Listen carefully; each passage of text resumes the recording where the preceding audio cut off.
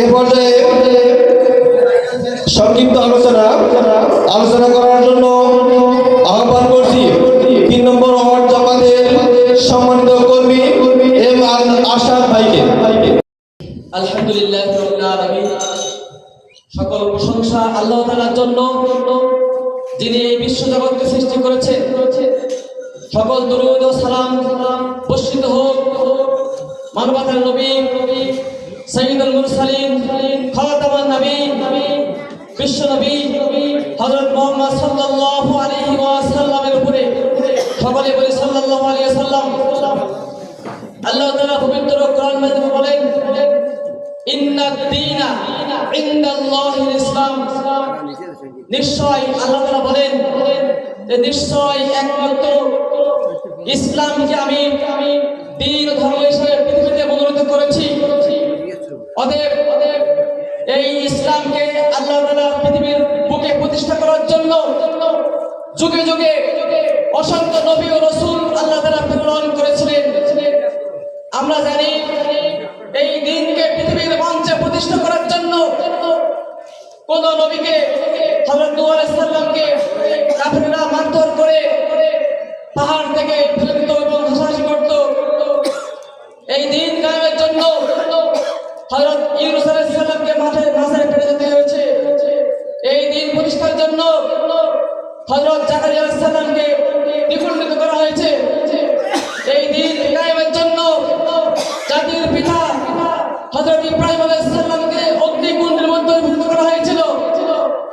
এই দ্বীন কায়েমের জন্য আমরা জানি মানবতার নবী বিশ্ব নবী সাইয়্যিদুল মুরসালিন হযরত মুহাম্মদ সাল্লাল্লাহু আলাইহি ওয়াসাল্লামকে উহুদের প্রান্তে রক্তাক্ত করা হয়েছিল শুধুমাত্র এই দ্বীন প্রতিষ্ঠার জন্য। আর সেই দ্বীনকে ক্ষতি করার জন্য, দ্বীনকে পৃথিবীর থেকে ধ্বংস করার জন্য শয়তানও অপচেষ্টা খুবই কম নাই। আমরা জানি যে এই দ্বীন প্রতিষ্ঠার জন্য বিশ্বনবী সাল্লাল্লাহু আলাইহি ওয়াসাল্লাম রক্ত ঝরিয়েছেন। অতএব আমরা চাই এই দ্বীনকে পৃথিবীতে বাস্তবায়িত হোক এবং এই দ্বীনকে আল্লাহর দ্বীনকে এই পৃথিবীর সংসদে আইনে বাস্তবায়ন হোক। কোরআনের আইন চালু হোক।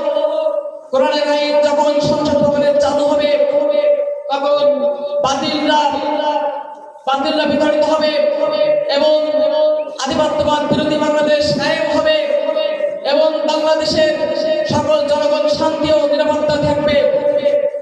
অতএব আসুন এই ইসলাম প্রতিষ্ঠা করার ক্ষেত্রে আমরা জানি মুহাম্মদ সাল্লাল্লাহু আলাইহি ওয়াসাল্লাম রক্ত ঝরিয়েছেন, তেমনি ভাবে আমাদের এই বাংলাদেশ জামাত ইসলামীর অনেক বীর সৈনিক ইসলামী মুজাহিদগণকে তারা ফাঁসির মঞ্চে তারা ঝুলিয়েছে এবং তাদেরকে নিরপরাধ আলেমদেরকে তারা হত্যা করেছে।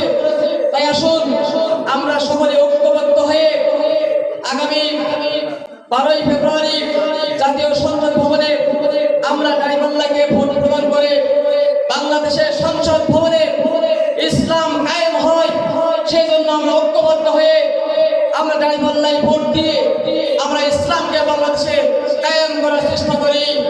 সকলে বলুন ঠিক কিনা? এবং এই ইসলাম যদি কায়েম করার জন্য আল্লাহ ঘোষণা দিয়েছেন আর শয়তান চেয়েছেন ইসলামকে ডুবিয়ে দিতে, তা আমরা কার পক্ষে যাব? আমরা আল্লাহর পক্ষে যাব। আল্লাহ তাআলা বলেন আল্লাহ তাআলা বলেন আলা হিজবুল্লাহ, আল্লাহ তাআলা একদল আছে আল্লাহর দল আর একদল শয়তানের দল। আমরা কার দল করতে চাই?